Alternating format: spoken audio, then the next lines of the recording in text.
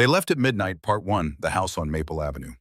The Hollowell home stood on Maple Avenue for 47 years. It was a Victorian beauty with gingerbread trim, painted the color of cream, and a wraparound porch where neighborhood children gathered for lemonade on summer afternoons. The house was built in 1890, and every inch of its restoration bore the fingerprints of one man. Clarence Hollowell had spent the better part of 3 decades bringing the old structure back from the edge of ruin. He had stripped wallpaper until his fingers bled. He had replaced rotted joists on his knees in crawl spaces no wider than a coffin. He had reglazed every window, repointed every brick, and hand-carved replacement spindles for the porch railing when the originals finally surrendered to time and weather. Inside those walls, his wife Lorraine had built something equally enduring but far less visible. She had raised 3 children in the kitchen where morning light fell across a pine table scarred by decades of homework and holiday meals. She had sewn quilts in the upstairs room she called her studio, a space no bigger than a generous closet where fabric scraps accumulated in baskets organized by color and season. She had tended a garden that stretched the full length of the backyard, producing tomatoes so perfect that neighbors would appear at the fence in August with empty bowls and hopeful expressions. 3 children had grown up hearing their footsteps echo through those rooms. Emmett, the firstborn, responsible and cautious from the day he could walk, always the one who checked that doors were locked and homework completed before play. Boyd, the middle child, the daredevil who broke his arm twice before age 10 and enlisted in the military the day after his 18th birthday because he said civilian life moved too slowly for his blood. And Colleen, the youngest, their artistic daughter who painted watercolors of the garden and married an Australian diplomat she met at a gallery opening in Washington. The first blow came 10 years ago when Boyd's military transport was shot down over mountains half a world away. The details arrived in fragments. A phone call at 3 in the morning. A uniformed officer at the door the following afternoon. A folded flag presented at a funeral where Lorraine stood so still that Clarence feared she had stopped breathing entirely.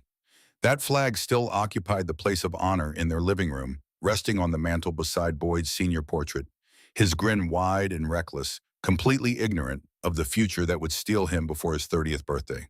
5 years later, Colleen announced her permanent relocation to Australia.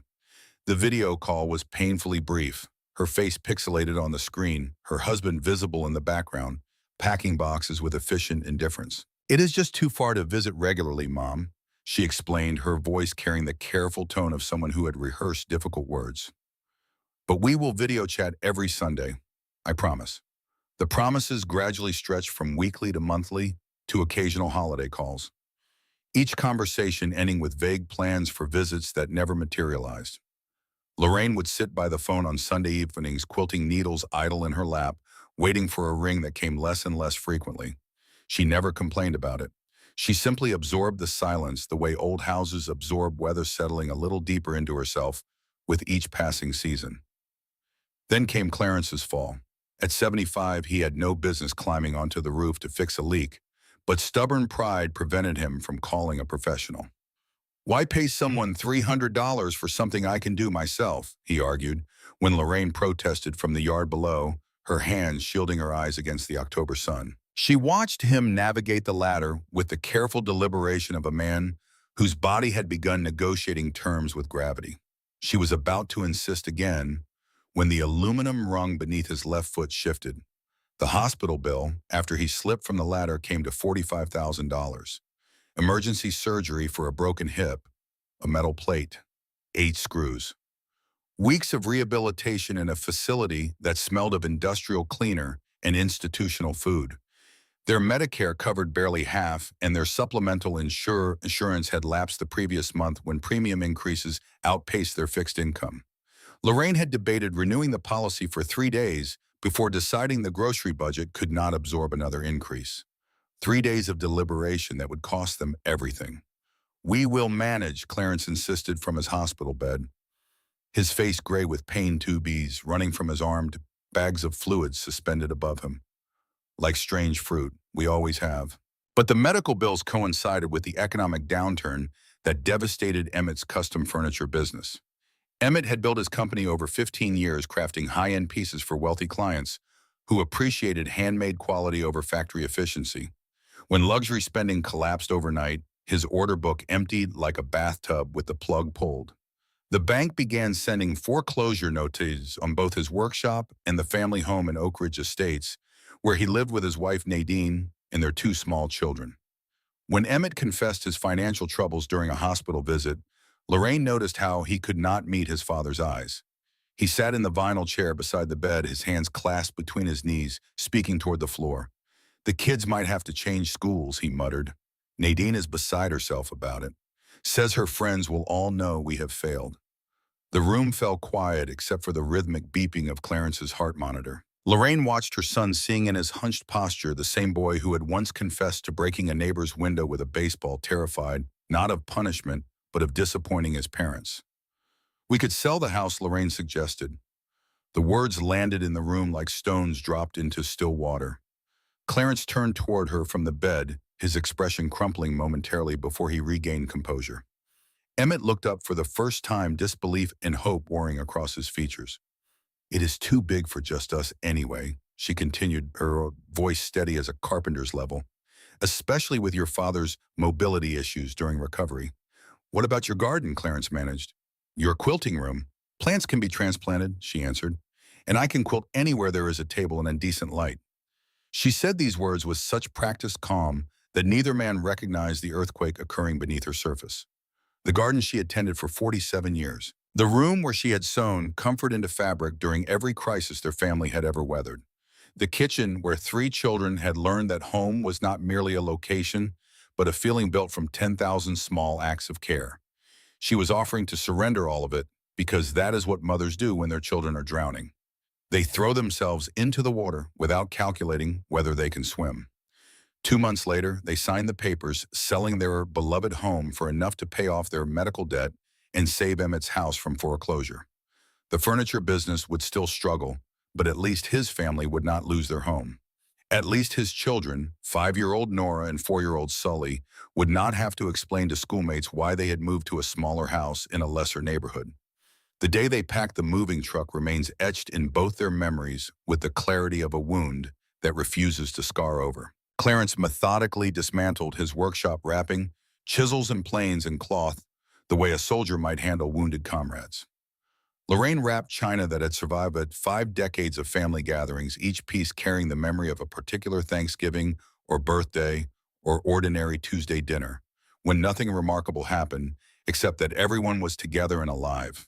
When she reached her grandmother's teapot, a delicate porcelain piece painted with forget-me-nots that had survived immigration and depression and war, her composure finally broke. Clarence found her sitting amid bubble wrap and newspaper, cradling the teapot against her chest, tears falling silently onto its glazed surface. He eased down beside her, his hip protesting every degree of the descent. "We have had a good run in this old place," he said, "made enough memories to last several lifetimes." She leaned against his shoulder. "I know it is just a house." "It is not just a house," he corrected gently. "It is where we became who we are. But Lorraine, we take that with us wherever we go." Copper, their 10-year-old golden retriever, sensed the upheaval, the way animals always sense the tremors humans choose to ignore. He followed them anxiously from room to room as furniture disappeared and boxes accumulated, his graying muzzle nudging their hands for reassurance. When the final room was emptied, he sat in the center of the living room, bewildered by the hollow echo of the space where he had spent his entire life. "Come on, old boy," Clarence said, patting his leg. "We are going on an adventure." The adventure led to Emmett's guest bedroom, a space clearly designed for occasional visitors rather than permanent residents. The queen bed barely fit alongside a small dresser, leaving narrow pathways to navigate. Their remaining possessions filled the garage with only seasonal rotations allowed inside due to what Nadine called space limitations. Emmett and Nadine's home in Oak Ridge Estates boasted 5 bedrooms, a 3-car garage, and a backyard large enough for a swimming pool and a play structure where Nora and Sully spent their afternoons. By any objective measure, space was not actually limited. Priorities were. Initially, Nadine maintained a veneer of welcome. She arranged a small housewarming dinner their first night, complete with flowers on the table and Lorraine's favorite lemon chicken. "We are so grateful you are here," she said, her smile reaching her mouth, but falling short of her eyes. "The children are absolutely thrilled to have their grandparents close by." Indeed, 5-year-old Nora and 4-year-old Sully seemed genuinely delighted by the arrangement. They raced into Clarence and Lorraine's room each morning, jumping onto the bed for stories and cuddles before the school bus arrived. "Grandpa, will you build me a birdhouse like the one at the old house?" Sully asked, his small face radiating trust in the power of grandfatherly hands. "Grandma, can we bake cookies today?" The kind with faces Nora would request, already pulling Lorraine toward the kitchen before permission was granted. These moments offered glimpses of joy amid the adjustment period, small flowers growing through concrete. But within weeks, subtle changes emerged in Nadine's demeanor. It began with small comments during meal preparation when she thought Lorraine could not hear. "I never signed up to run a multi-generational household," she complained into her cell phone while chopping vegetables with more force than the onions required. Her voice carried through the kitchen doorway to where Lorraine sat in the adjacent hallway pretending to read a magazine. Then came the adjustments. Lorraine's comfortable armchair, the one piece of furniture she had specifically requested be brought from the old house, the chair where she had nursed 3 babies and read 10,000 bedtime stories, was relocated to the basement. "We need the space for our new entertainment center," Nadine explained without a trace of apology. Clarence's remaining woodworking tools, once neatly organized in a corner of the garage, were consolidated into cardboard boxes and stacked behind holiday decorations and pool equipment. "The children need space for their bikes," was the explanation offered. Meals became exercises in passive-aggressive commentary delivered with surgical precision. "Clarence, you are welcome to have seconds, of course," Nadine would say with a tight smile that resembled a door being closed rather than opened. "Though the nutritionist at my gym says men your age should reduce portions to match decreased metabolism." Or she would announce at dinner, "Lorraine, I have switched us all to almond milk. I read that regular dairy can accelerate memory issues in seniors." This delivered while pouring the milk substitute with the casual authority of someone dispensing medical truth rather than gym lobby gossip. Emmett witnessed these interactions with uncomfortable silence, his fork moving food around his plate in patterns that revealed more anxiety than appetite. Occasionally, he attempted weak interventions that inevitably trailed off under his wife's sharp glance. "Nadine, I do not think my parents need dietary advice from your gym buddies," he began, once his voice carrying the conviction of a flag in still air. "I am only thinking of their health," she interrupted, her tone shifting from conversational to metallic. "Do you not want them to be healthy?" And that was that. Emmett retreated into silence, choosing the path of least resistance, the way water chooses the lowest ground. One evening, Lorraine passed the laundry room and heard Nadine on the phone with her mother. The conversation stopped her in the hallway like a hand pressed against her chest. "You do not understand," Nadine was saying, her voice raw in a way Lorraine had never heard from her. "When Grandma Ruth got sick, Mom had to quit her job. We lost the house. I was 14 and sharing a bedroom with my mother because we could not afford anything better. I watched Alzheimer's eat my grandmother alive for 6 years, and it nearly destroyed our family. I will not let that happen again." Lorraine stood in the dim hallway processing this revelation. Nadine's grandmother had been consumed by dementia. Her mother had sacrificed everything to provide care. The family had been pulled into financial and emotional ruin by the gravitational force of progressive illness. Nadine was not acting from cruelty alone. She was acting from terror. The terror of a 14-year-old girl who had watched helplessly as aging and disease dismantled her world. Lorraine understood this. She recognized the fear because she had felt versions of it herself. But understanding the source of someone's cruelty does not require accepting the cruelty itself. Diagnosis is not permission. Knowing why a person hurts you does not make the wounds less deep. The first real crisis came 3 months after their arrival. Clarence awoke at 3 in the morning, needing the bathroom. Still not fully confident with his healing hip, he moved cautiously through the darkened room, his hand trailing along the wall for guidance. His slipper caught on an unfamiliar throw rug that Nadine had placed near the bathroom doorway, something with fringe that grabbed at his feet like fingers and sent him crashing against the bathroom door with a cry of pain that echoed through the sleeping house. The household erupted. Lights flashed on in sequence down the hallway. Emmett appeared in pajamas, hair, disordered eyes wide with alarm. The children peeked fearfully from their doorways, small faces pale in the sudden brightness. Nadine emerged last, her hair perfectly arranged despite the hour lips pressed in a bloodless line that suggested she had been lying awake, composing her response to exactly this scenario. "Is everyone all right?" Emmett asked, helping his father to his feet with hands that trembled slightly. I am fine, Clarence insisted, though his hip throbbed alarmingly and his pride hurt worse than any bone. I just lost my balance for a moment. This is exactly what I was worried about. Nadine said, her voice carrying the satisfaction of a prediction fulfilled. Emmett flinched. Dad just tripped, Nadine. It could happen to anyone. At 3 in the morning when everyone needs their sleep for work and school tomorrow. She turned away, adding over her shoulder with calculated casualness, "We will discuss this in the morning." The discussion never materialized in any formal sense. But the next day, Nadine scheduled a home assessment with a company specializing in senior modifications. The evaluator walked through the house making recommendations that somehow always involved limiting Clarence and Lorraine's movements rather than making spaces more accessible. We could restrict nighttime bathroom visits with an evening fluid management plan. The young consultant suggested avoiding Clarence's horrified expression with the practiced detachment of someone accustomed to discussing dignity as if it were an optional feature. Or perhaps adult undergarments would be appropriate, Nadine added thoughtfully, as if discussing weather patterns rather than her father-in-law's fundamental autonomy. That evening, Clarence sat on the edge of their bed, shoulders slumped in a posture Lorraine had never seen from him in 51 years of marriage. Not when they buried Boyd, not when the business failed, not when his body betrayed him on the ladder. This was different. This was the posture of a man who had begun to believe the diminished version of himself that someone else was constructing.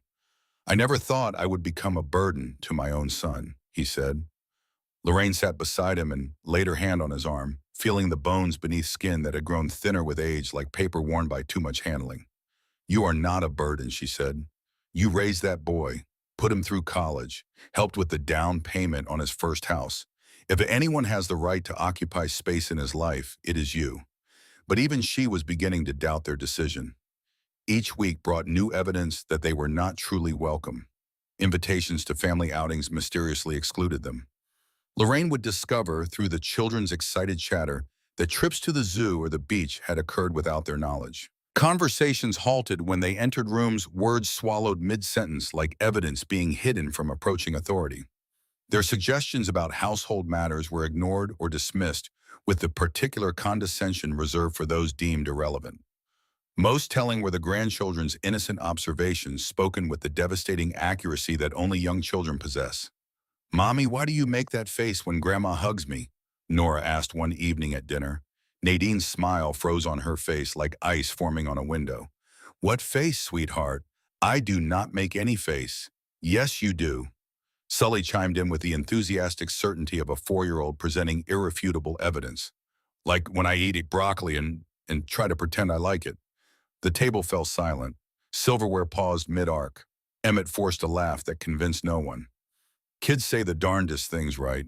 But the observation hung in the air, undeniable in its clarity. Children see truth that adults prefer to ignore because children have not yet learned that truth is often an inconvenience best left unacknowledged. The children remained their allies in this household, where allegiances were drawn along invisible lines. Nora would slip into the guest room after school, her backpack bulging with papers, her expression carrying the particular earnestness of a child who takes learning seriously. "Grandma, can you help me practice my letters?" she would ask, climbing onto the bed beside Lorraine, with the casual trust of someone who has never been given reason to doubt the permanence of love. They would sit together, Lorraine guiding the small hand across lined paper, watching letters form, with the wobbly determination of a 5-year-old who understood that these symbols meant something important, even if she could not yet articulate what. Sully brought broken toys for what he called Grandpa's magic fixing hands. A plastic dinosaur whose tail had snapped, a toy truck missing a wheel, a stuffed rabbit whose seam had burst, spilling cotton stuffing like small clouds escaping from a worn fabric sky. Clarence repaired each one with the same care he had once applied to Victorian architecture, understanding that to a 4-year-old, a mended dinosaur represented the same triumph over entropy that a restored staircase represented to its builder. These moments were oxygen in a house where the air was slowly being withdrawn.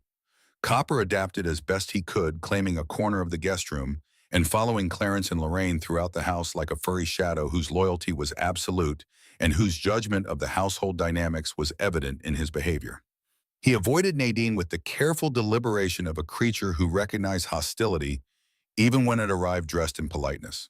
She barely tolerated his presence, muttering about dog hair on designer furniture and the smell of wet dog, even when Copper was perfectly dry and had been groomed that same morning.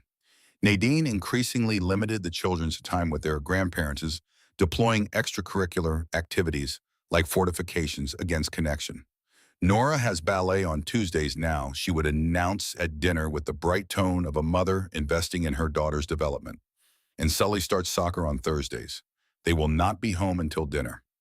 The activities multiplied week by week until nearly every afternoon was scheduled, effectively eliminating the after-school hours that Clarence and Lorraine had treasured with their grandchildren. The message was clear, even when the words were not. Access to these children was a privilege that could be withdrawn at any time for any reason by the woman who controlled the family calendar. Clarence found refuge outside the house. He volunteered at the local library, teaching basic woodworking skills to children on Saturday mornings, and the simple act of being useful, of having his knowledge valued rather than dismissed, sustained him through the remaining days of each week. Lorraine joined a senior center quilting group that met 3 afternoons a week, her needle moving through fabric in the same rhythmic motion that had carried her through every difficulty life had presented. These activities provided necessary escapes from the mounting tension, but they were also reminders of who they had been before Nadine began the slow work of convincing them they were less. More troubling were the small memory lapses that had always been laughed off in the comfort of their own home, but now became weapons in someone else's arsenal. When Lorraine forgot she had already watered the houseplants, causing minor overflow onto the hardwood floor, Nadine's reaction was immediate and disproportionate. "This is exactly what I have been noticing," she said, her voice carrying the measured tone of a prosecutor presenting evidence to a jury that had already decided the verdict. "These episodes are happening more frequently. First the stove left on, now flooding the plants. It is concerning, is it not?" The stove incident had been a single occurrence. Lorraine had been heating soup when Sully fell from the kitchen chair and scraped his knee. She had rushed to comfort her grandson, and in the 30 seconds it took to reach him and assess the damage the burner remained on beneath an empty pot. She had turned it off immediately upon remembering, but in Nadine's retelling, the event had transformed from a grandmother's instinctive response to a child's injury into evidence of cognitive decline, approaching catastrophe. Clarence noticed these exaggerations but felt powerless to counter them. Each time he attempted to defend Lorraine, Nadine deployed the same technique with the practiced skill of someone who had studied the choreography of emotional manipulation. "I understand you want to protect her," she would say, her voice soft with counterfeit compassion. "That is admirable. But denial does not help anyone, especially with conditions that can progress rapidly at her age."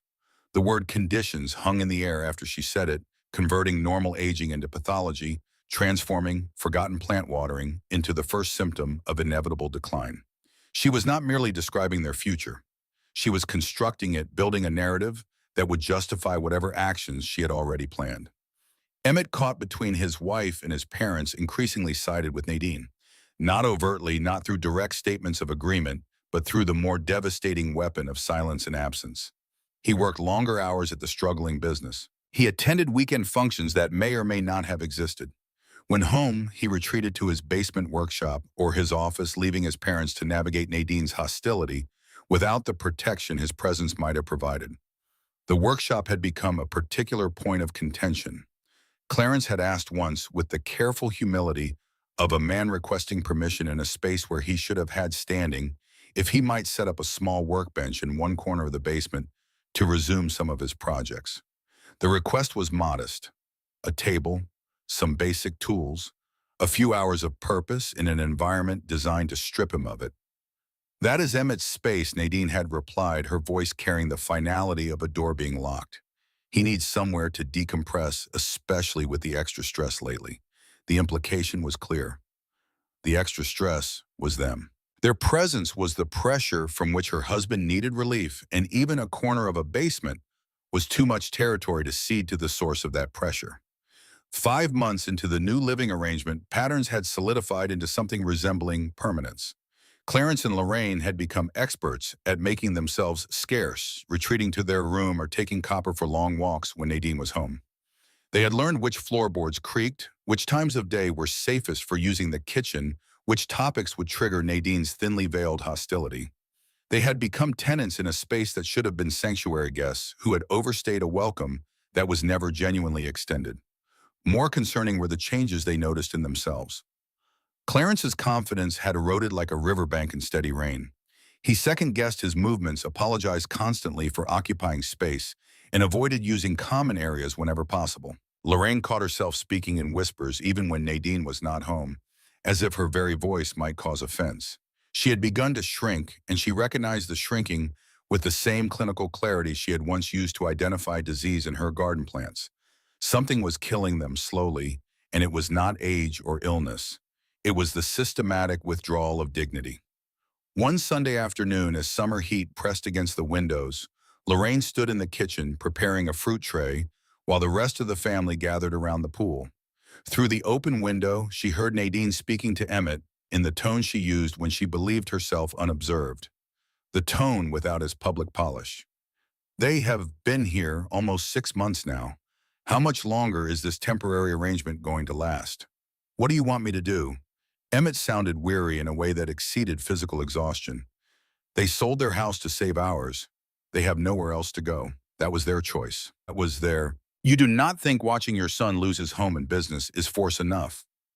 A pause, then Nadine continued, her voice adopting the reasonable cadence of someone presenting a business proposal. All I am saying is that there are options. Communities designed for seniors. Places with appropriate care levels. We cannot afford assisted living, Nadine. Their Social Security barely covers their medications and personal expenses. That is why they are here. There are government programs. Medicaid. They would have to be destitute to qualify. Is that what you want, for my parents to have nothing? Of course not. I am thinking of everyone's well-being. The children need space to grow. We need our privacy back. And your parents need proper care from professionals. Lorraine stood frozen at the counter, a fruit knife suspended over half-cut strawberries, their juice running across the cutting board like diluted blood. The conversation confirmed what she had suspected, but had not wanted to believe. In Nadine's mind, they were unwelcome intruders with an expiration date, problems to be solved, rather than parents to be cherished. She set down the knife and placed both hands flat on the counter, steadying herself against the granite surface that was cool and indifferent beneath her palms. Outside, Sully's laughter rose from the pool like a bird taking flight, and the sound struck her with the particular cruelty of beautiful things that exist alongside terrible ones. Her grandson was playing in water 30 feet away, oblivious to the conversation that was dismantling his grandmother's place in the world. And she was standing in a kitchen that was not hers, cutting fruit for a family gathering that wished she would stop gathering. That evening, she relayed the conversation to Clarence as they prepared for bed, speaking with the measured precision of someone delivering testimony. She repeated Nadine's words exactly, not embellishing or softening, because accuracy mattered when the truth was this sharp. She wants us gone, she concluded, and Emmett is not exactly fighting to keep us. Clarence sighed heavily, the sound carrying the weight of accumulating defeats. Maybe she is right, he began. Lorraine turned to look at him sharply. Not about sending us away, he clarified, but about us being a burden here. This arrangement is not working for anyone. Emmett is caught in the middle. The kids are confused by the tension, and we are walking on eggshells in what is supposed to be our home too. But what alternatives do we have? Our savings went to medical bills and helping Emmett. Our house is gone. We are too old to start over with mortgages and jobs. I do not know, he admitted, but I know we deserve better than being treated like problems to solve rather than parents to cherish. They fell asleep that night with questions unanswered and hearts heavy with uncertainty, the darkness around them feeling less like rest and more like erasure. The turning point came exactly 1 week later. At precisely 11 at night, Lorraine jolted awake from troubled sleep. Voices drifted up from below Emmett and Nadine talking in the kitchen. Their tones were hushed but intense, carrying through the old heating vent near the bed with the clarity of a confession heard through a church wall. I have already looked into Sunset Manor, Nadine was saying. It is perfect for their needs. Lorraine nudged Clarence gently. He stirred, blinking in confusion until she pressed a finger to her lips and pointed toward the floor. Understanding dawned across his face like sunrise revealing damage after a storm. $4,200 a month, Nadine continued. Their Medicare will not cover half of it. But here is the thing. Once they are declared incompetent to manage their finances, we become their legal guardians. Declared incompetent, Emmett's voice carried the uncertain tone of a man being led somewhere he did not want to go. On what grounds? Dr. Martinez already said Clarence's depression after the fall combined with Lorraine's memory issues should be enough. He is sympathetic to our situation. You have discussed my parents with our doctor without telling me. Someone had to take initiative. Look, once guardianship is established, their monthly social security, Clarence's pension, the insurance payout from their house, it all comes to us to manage their care. Nadine, they gave us everything to save our house. Exactly. And look where it got us. Stuck with them 24/7, Clarence can barely walk. Lorraine is losing her mind on, and I cannot even have friends over because they are always here. The children need their own space to grow. But Nora loves her bedtime stories with Lorraine. Emmett, grow a backbone. Your daughter will adapt. Kids are resilient. But I will not spend my prime years as a nursemaid to your parents. I have already spoken to a lawyer about the competency hearing. Silence fell below. Above, in their darkened bedroom, Lorraine and Clarence remained motionless, scarcely breathing, their hands finding each other beneath the blanket and clasping together so tightly their knuckles whitened. Lorraine's mind was already moving past shock into calculation, past betrayal into strategy. She had always been the practical one, the one who saw the shape of problems before others recognized their existence. When were you planning to tell me about this? Emmett asked, his voice smaller than either of his parents had ever heard it. I am telling you now. The appointment with the lawyer is Tuesday. He says the process can move quickly with medical support. And what about my parents' wishes? Do they not deserve a say in their own lives? That is the point of the competency hearing, Emmett, to establish they are no longer capable of making sound decisions. Look at the evidence. Clarence's depression, Lorraine's memory lapses, her confusion with medications. Dr. Martinez has documented everything. You have been building a case against my parents. I have been documenting legitimate concerns for their safety and ours. Do you want to wait until something serious happens? A fire from a forgotten stove. A fall that breaks more than a hip. Their conditions will only worsen with age. They are not invalids, Nadine. Not yet. But they are heading that way, and I refuse to let our lives be consumed by their decline. I need time to think about this, Emmett said. Think quickly, came Nadine's reply. The hearing date will be set this week. In their darkened bedroom, Lorraine and Clarence remained frozen in horror. Minutes passed before either dared speak, the silence between them, thick with the particular density of shared catastrophe. Lorraine was the first to move. She sat up slowly in the bed, her spine straightening, with a deliberateness that Clarence recognized from decades of watching his wife confront situations that would have flattened lesser spirits. He had seen this posture when the telegram came about Boyd. He had seen it when the hospital presented their bill. It was the posture of a woman shifting from reaction to action, from the paralysis of shock to the architecture of response. She is planning to have us declared incompetent, Clarence whispered, to take control of everything we have left. Lorraine nodded in the darkness, her jaw set with a determination that would have been visible even without light. Not just institutional care against our wishes, financial exploitation, elder abuse.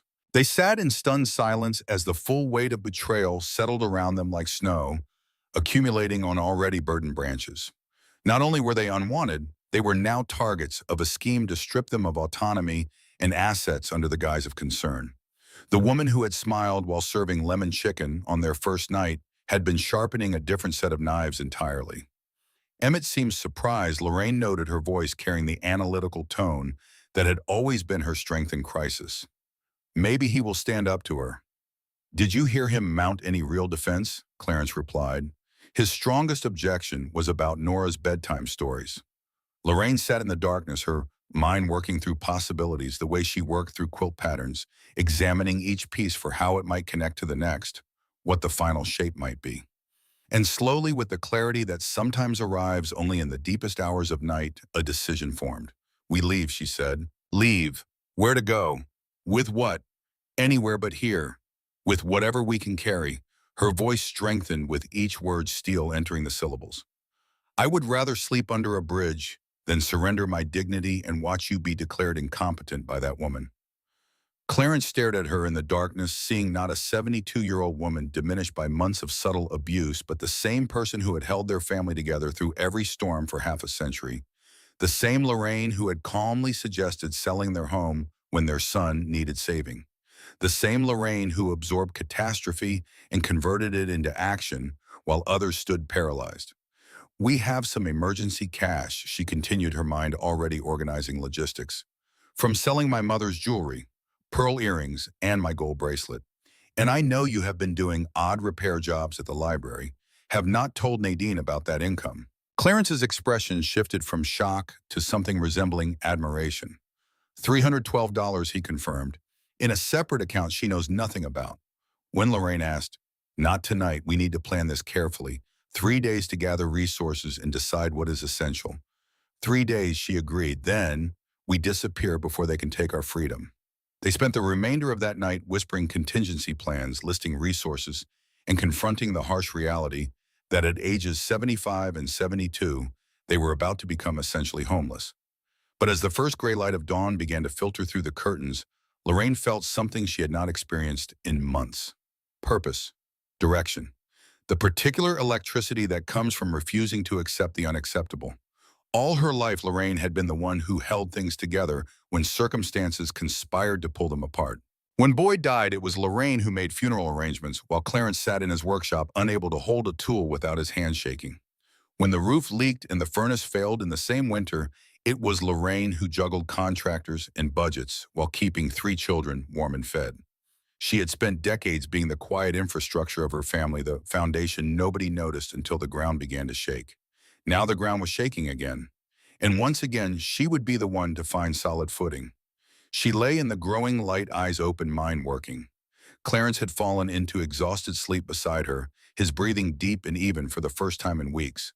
Copper dozed at the foot of the bed, his old legs twitching in dreams of running through yards that no longer existed. Beyond the window, birds began their morning declarations, indifferent to human catastrophe, committed only to the ancient business of greeting another day. For the first time in months, Lorraine could see the path ahead clearly, even though that path led straight into darkness. And in the clarity of that early morning, with her husband sleeping beside her and her grandchildren sleeping down the hall, and her daughter-in-law sleeping in the master bedroom where schemes were hatched and dignity was measured in dollars, Lorraine Hollowell made a decision that would alter every life in the house. They would leave, and she would be the one to lead them out. Part 2. The Midnight Road. The following 3 days passed in a strange dual reality, like living inside a photograph where the surface shows one image, but holding it to the light reveals another entirely. Outwardly, Lorraine and Clarence maintained their usual routines. Clarence visited the library where he volunteered, teaching basic woodworking skills to children who handled chisels with the uncertain wonder of explorers discovering new tools. Lorraine attended her quilting group at the senior center, her needle moving through fabric with the same steady rhythm it always had, her conversation light and unremarkable. They interacted minimally with Nadine and respectfully with Emmett, performing domesticity with the practiced ease of actors who have long since memorized their lines. But each excursion now served a strategic purpose, each ordinary action concealing extraordinary preparation. At the library, Clarence withdrew his modest volunteer stipend money he had been saving in a separate account that Nadine knew nothing about. He quietly said goodbye to the head librarian, a kind woman named Marion, who had become one of his few genuine friends in recent months. "I might be traveling soon," he explained, keeping the details vague while the emotion in his eyes said everything his words would not. Lorraine used her quilting group meeting to convert her remaining jewelry into cash. Her mother's pearl earrings, the ones worn on a wedding day in 1952, and her own gold bracelet, a 40th anniversary gift from Clarence, were sold through a discreet transaction arranged with a fellow quilter's son who dealt in estate jewelry. The man examined the pieces with a loupe, quoted a price that was fair if not generous, and counted $847 into Lorraine's palm without asking questions she would not have answered. She folded the bills into an envelope and slipped them into the lining of her purse with the calm efficiency of a woman who had been preparing for catastrophe her entire life without ever knowing it. They made inventory of their medications, calculating how long current supplies would last, and researching options for refills without insurance in new locations. Clarence's blood pressure medication had approximately 10 days remaining. Lorraine's arthritis prescription would last perhaps 2 weeks. These were not merely inconveniences. These were lifelines. Without them, their bodies would begin to fail in ways that could not be addressed by willpower or determination alone. They studied bus routes and fares to neighboring states, debating destinations based on climate and cost of living and distance from Emmett's potential search radius. They whispered these calculations in bed each night, their voices barely audible above the sound of the house settling around them, the heating ducts carrying sounds they no longer trusted. Most heartbreaking were their preparations for the grandchildren. Clarency spent his evenings in their room, the door closed against interruption, carving a small wooden bird for Sully. The piece was no larger than his palm, but its details were extraordinary. Intricate feather patterns that showcased his finest skills, tiny eyes that seemed to hold an expression of perpetual flight.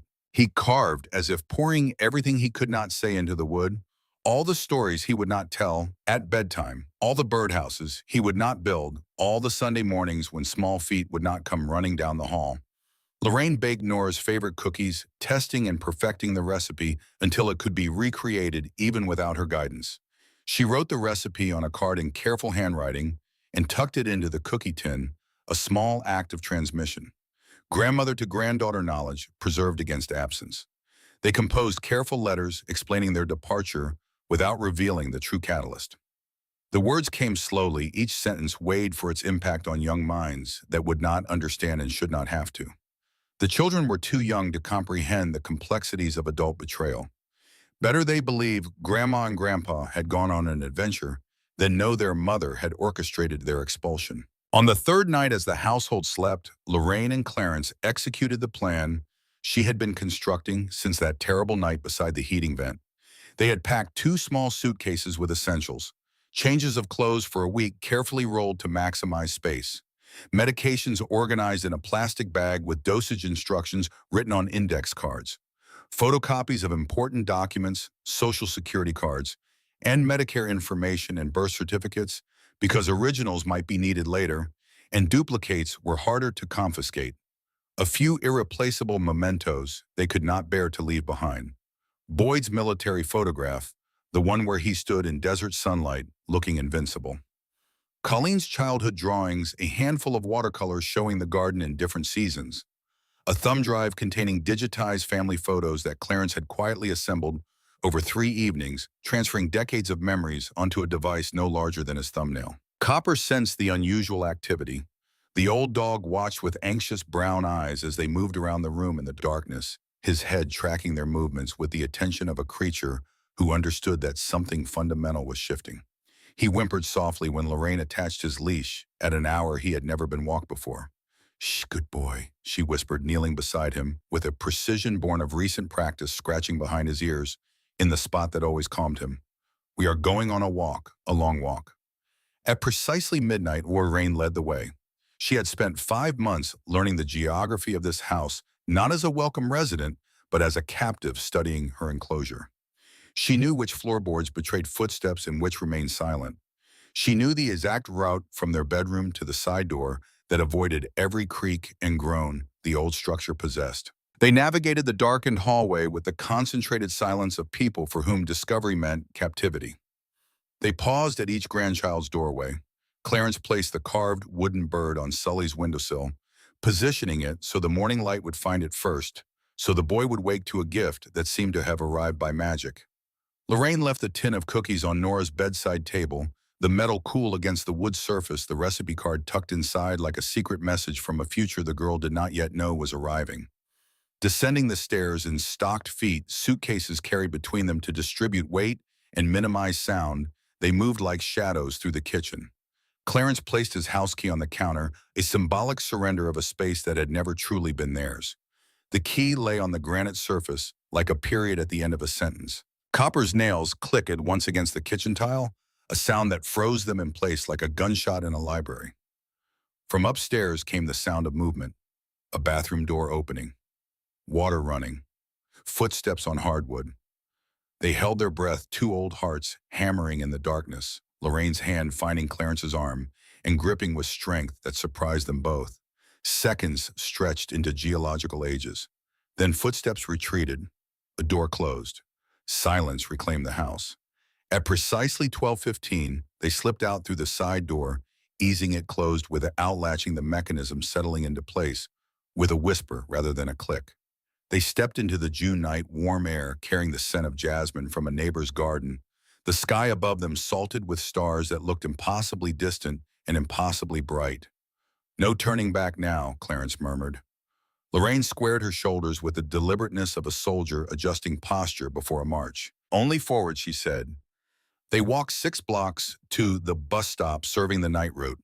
Their pace was slowed by Clarence's hip, which had never fully recovered its pre-fall confidence, and by the awkward luggage that bumped against their legs with each step. Copper walked between them, his leash slack, his old body matching their careful rhythm without complaint. When they finally sat on the bench to wait, the reality of their situation hit with the full force of a wave that had been building far offshore. The street was empty. The bus stop was lit by a single lamp that attracted moths in dizzy spirals. The neighborhood around them was dark and silent, every house containing sleeping families who would wake tomorrow to routines and certainties that Lorraine and Clarence no longer possessed. "We are homeless at 75 and 72, Clarence said. The words were not self-pitying. They were factual, a surveyor's assessment of devastated terrain.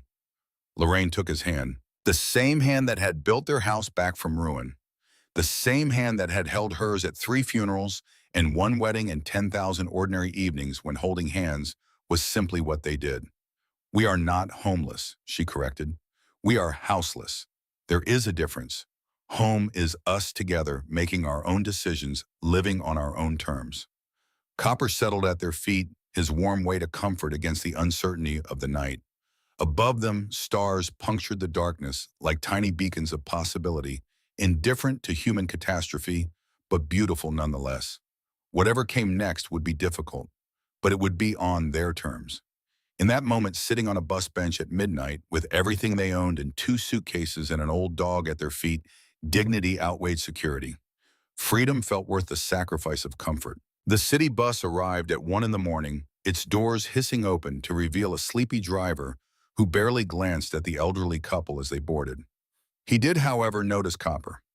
"No pets allowed unless they are service animals," he stated, the words carrying the mechanical quality of a sentence repeated hundreds of times.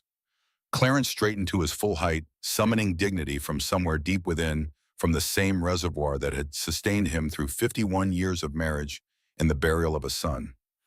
"He is my emotional support animal," he said, meeting the driver's eyes with unwavering conviction.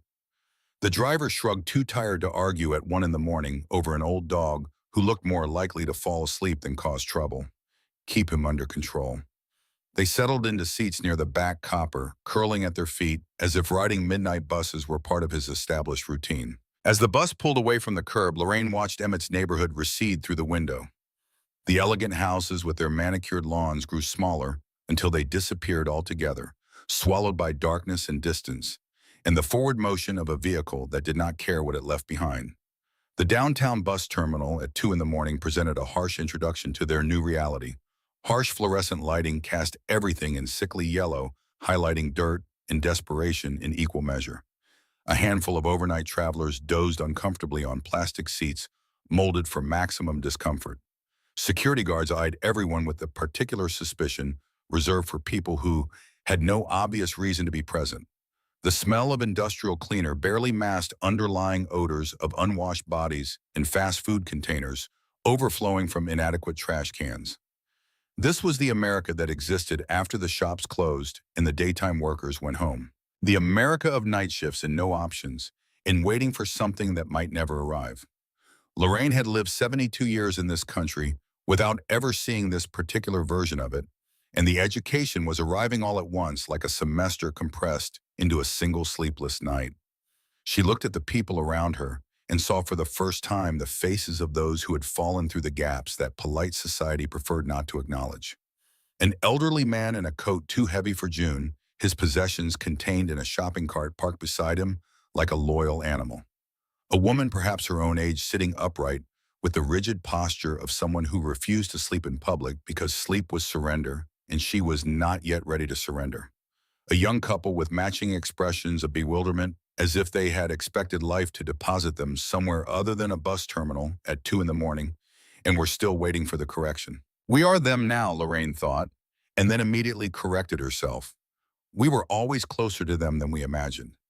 The distance between a Victorian house on Maple Avenue and a plastic seat in a bus terminal was measured not in miles but in medical bills, in family betrayals, and the fragile architecture of assumptions about how life was supposed to proceed.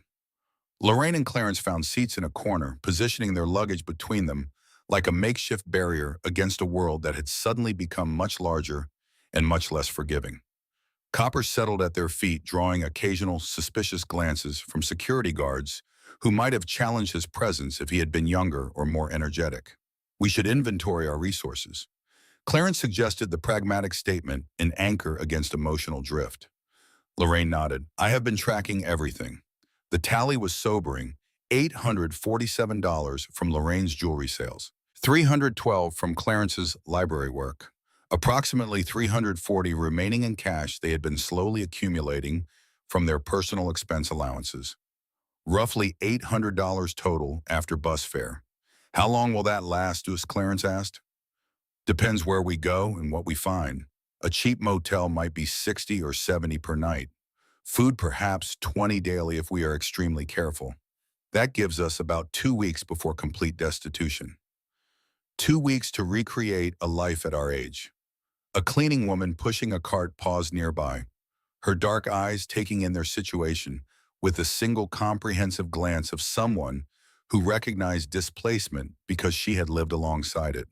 She was perhaps 50, with streaks of gray in her brown hair and lines of exhaustion etched around her mouth like parentheses containing years of difficult sentences. You folks okay? She asked. Her name tag read Shelby. Lorraine offered a thin smile. Just waiting for the morning bus. Shelby Greer looked pointedly at their luggage, then at Copper, then back to their faces. Understanding passed across her features like shadow crossing sunlight. Terminal closes to non-travelers at 3, she said, her voice low and practical. But it reopens at 5. Security makes everyone leave and checks tickets when you come back. She hesitated, something in her expression shifting from professional observation to personal recognition. Then she added, there is a diner 3 blocks east that is open all night. Sonny's. The owner does not mind if people sit a while as long as they order something small. Lorraine and Clarence exchanged glances, an entire conversation passing between them in a look that required no words after 51 years of practice. I could use some coffee, Clarence said, understanding the gift they had been given. Not charity, direction, a vector through the darkness, however temporary. They gathered their belongings and made their way out of the terminal, Copper trotting dutifully beside them.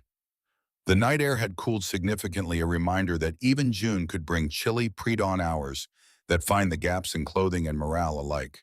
Sonny's all-night diner belied its cheerful name. The establishment was clean, but worn with cracked vinyl booths and a counter where a few solitary figures hunched over coffee cups like monks bent over prayer. A bell jangled as they entered, drawing brief attention from patrons who assessed the newcomers with experienced eyes before returning to their own concerns. They selected a booth near the back, positioning their luggage discreetly against the wall. Copper settled underneath the table, invisible to casual observation, his warm body against their feet, a small fortress of familiarity. A waitress approached. The same Shelby from the bus terminal, now wearing a different uniform, but the same expression of understated compassion. 2 jobs, 2 uniforms. One woman working through the night to hold some version of a life together. Did not expect to see you folks so soon, she said with a small smile that acknowledged the coincidence without making it awkward. Coffee to start, please, Lorraine replied. And would it be possible to have some water for our dog? He is very well behaved. The owner is not here tonight. I will bring a bowl, but keep him under the table. Okay. When she returned with coffee and a small bowl of water, Shelby lingered at the edge of their booth. You are running from something, she observed, the words carrying no judgment, only recognition. Clarence stiffened defensively, but Lorraine placed a calming hand on his arm.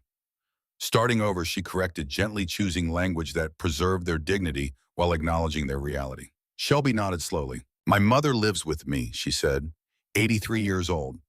Memories are starting to go. My sister says put her in a home, but she shook her head with quiet conviction. Family takes care of family. That is how I was raised. Not everyone shares your values, Clarence said. No, Shelby agreed. That is why those who do must stick together. She glanced around the nearly empty diner, checking for needs that required attention.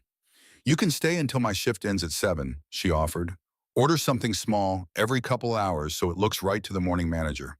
Use the bathroom to freshen up if you need to. I will keep your coffee full. Before they could properly thank her, she moved away to attend to another customer, leaving them with a small kindness that felt monumental in their circumstances. They ordered the cheapest menu item, toast with jam, and nursed their coffee, grateful for warmth and temporary sanctuary. As the night deepened toward morning, they observed their fellow night dwellers. A homeless veteran with a cardboard sign propped beside him, listing tours of duty, like credentials for a position no one was hiring for.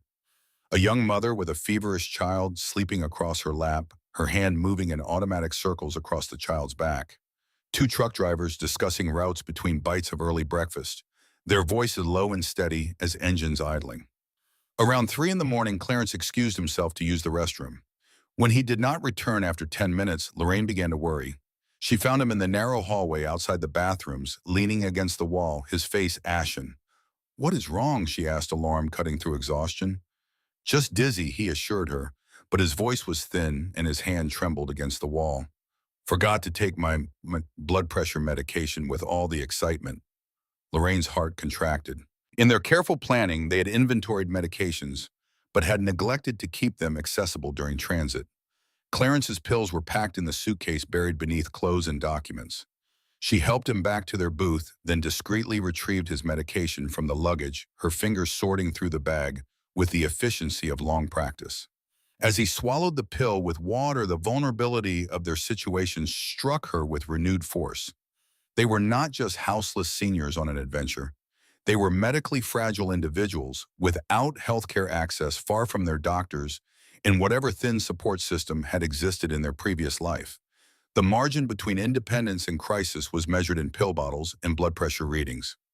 "Maybe we should call Colleen," she suggested quietly. "She is far enough removed from Emmett's influence." Clarence shook his head. Australia is literally the other side of the world. What could she do from there except worry? And international calls can be traced. We need a plan beyond anywhere but here. They spent the next hour mapping possibilities on a napkin, Lorraine's handwriting, small and precise, as she listed towns and costs and distances. Large cities offered more services, but higher costs and greater visibility. Rural areas might provide cheaper living, but fewer resources for seniors. Warm climates would be kinder to Clarence's arthritis, but might mean expensive tourist destinations where $800 would evaporate like morning dew. We need somewhere small enough to stretch our dollars, but large enough to offer some employment possibilities. Lorraine reasoned. Employment. Lorraine, we are 75 and 72. Age is just a number, she insisted, and the fierceness in her voice startled him into silence. I can still bake better than anyone at that quilting group. You can still work with your hands. We have skills that matter. As dawn began lightening the sky outside the diner windows, the doorbell jangled. A large man entered his substantial frame, filling the doorway momentarily before he moved toward the counter with the deliberate stride of someone accustomed to navigating spaces smaller than his body required. He was perhaps late 60s, with a military short gray haircut and the straight-back posture of someone who had spent years in uniform. His plaid flannel shirt and worn jeans suggested a working man rather than a retiree who had let himself go. Shelby greeted him by name. Walt, the usual. She poured coffee without waiting for confirmation, the gesture of someone who had performed this particular service many times before. Walt Driscoll settled onto a counter stool with a grunt, unfolding a paper map rather than looking at a phone. This detail caught Clarence's attention. A fellow analog soul in a digital world. A man who still believed that the best way to understand where you were going was to see the whole picture spread before you rather than following turn by turn instructions from a voice that did not care about the journey. When Shelby brought a plate loaded with eggs and bacon and toast, she leaned across the counter for a brief quiet exchange. Walt's eyes flicked toward Clarence in Lorraine's booth, his expression unreadable before returning to his breakfast. "I think we have been discussed," Clarence muttered. Lorraine sipped her coffee. "We are not exactly inconspicuous. Elderly couple with luggage and a dog at 4 in the morning. 20 minutes later, as Walt was paying his bill, he detoured to their booth instead of heading for the exit. Up close, his face revealed more character than distance had suggested. Deep creases around piercing blue eyes, a scar bisecting one eyebrow, an expression that communicated he did not waste words on trivialities. Shelby says, "You folks might need a ride somewhere." Clarence straightened. "We are fine, thank you." "Are you? Because from where I am standing, you look like two good people who have hit a rough patch and could use a hand. We do not accept help from strangers." Walt extended his hand. Walt Driscoll, Desert Storm 91, Purple Heart. Now I drive trucks and mind my own business, except when I see people who remind me of my own mother. He waited with the patient expectation of a man who had learned that sometimes the most important battles were fought with open hands rather than closed fists. Lorraine spoke before Clarence could refuse again. "I am Lorraine Hollowell. This is my husband, Clarence." "Where are you headed?" Walt asked. "We are exploring options," Lorraine answered with careful ambiguity. "That is a fancy way of saying nowhere in particular, or running from something." He shrugged. "Either way, I am driving to Millbrook about 4 hours east. It is not much, but it is quiet, and the cost of living will not kill you. You are welcome to ride along." Clarence's instinct was immediate refusal, the reflex of a proud man who had spent his life providing for others rather than accepting provision. "Why would you help complete strangers?" he asked. "In the desert, we had a saying, 'You never leave a man behind.' That goes for civilians, too, especially ones who have served their country and their families their whole lives." He checked his watch. "Besides, I could use the company. Gets lonely on the road." "What about Copper?" Lorraine asked, gesturing toward the old retriever who had emerged from beneath the table to sniff Walt's boots with cautious interest. "That old boy, he looks better behaved than most people I know." Walt glanced at his watch again. "I am leaving in 15 minutes. The offer stands until then." He returned to the counter, giving them space to decide.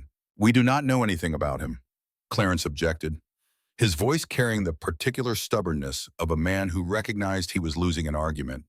"We do not know anything about anywhere right now," Lorraine countered, "but Shelby vouched for him, and 4 hours east puts significant distance between us and Nadine's plans." "What is in Millbrook?" "No idea, but we have limited funds and need to stretch them. A free ride saves us bus fare and buys us time.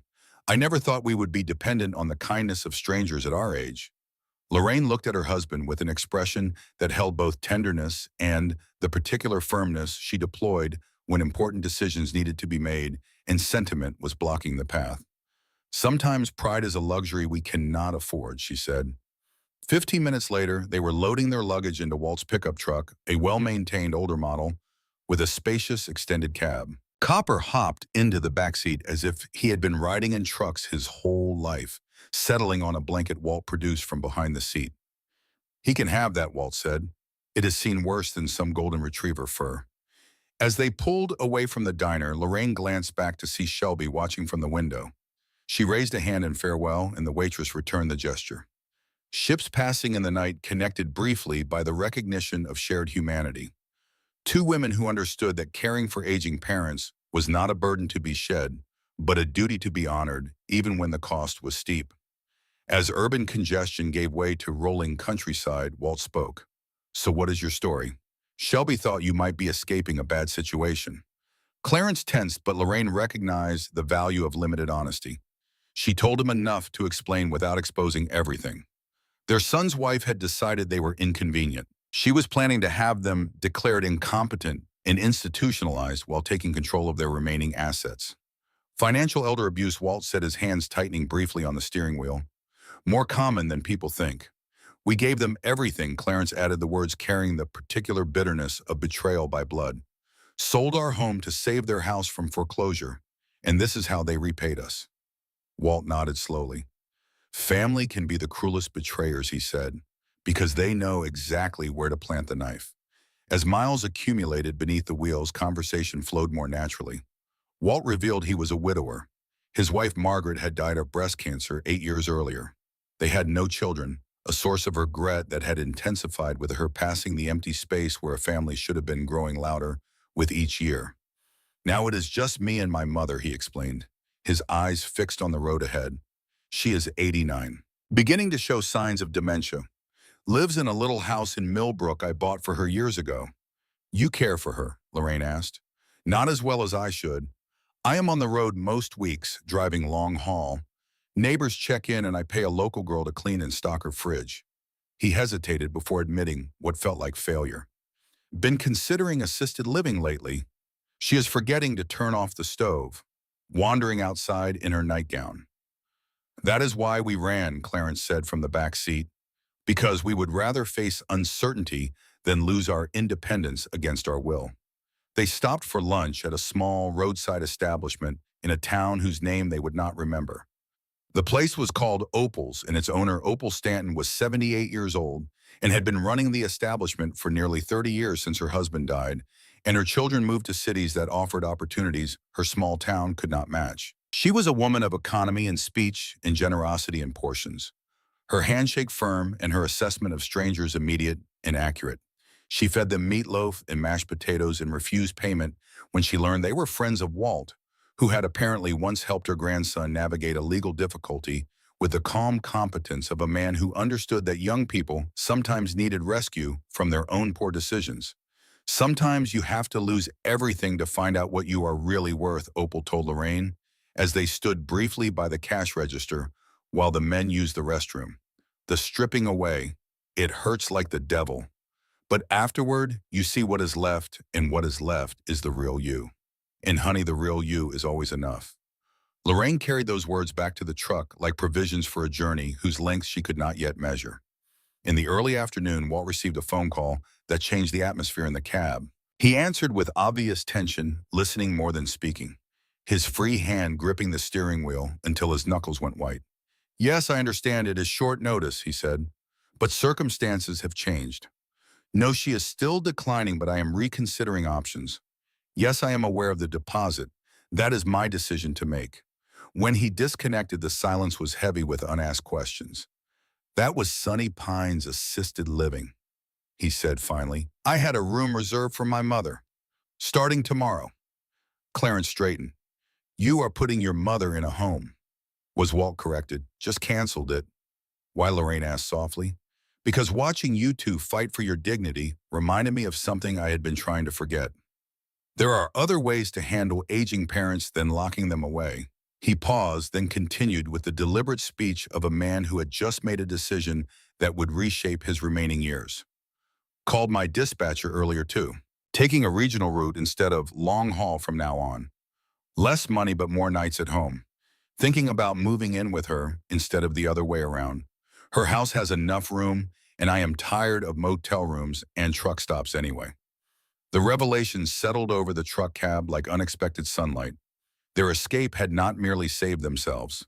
It had altered the trajectory of another life, redirected a river that had been flowing toward a destination no one truly wanted. As sunset painted the sky in amber and Rose Millbrook appeared on the horizon, the small town nestled in a valley church spires and the courthouse dome rising above two-story buildings that lined what was clearly the main street. Street lamps flickered on as dusk gathered, creating pools of golden light that dotted the town like fireflies. "Welcome to Millbrook," Walt announced. "Population 847, according to the sign. Though I think old Jenkins passed last winter, so it might be 846 now." The casual reference to knowing each resident personally struck both Lorraine and Clarence. This was not anonymity. This was community in its most fundamental form, a place where your absence would be noted. They drove down Main Street, a classic small-town thoroughfare with brick buildings dating from the early 1900s.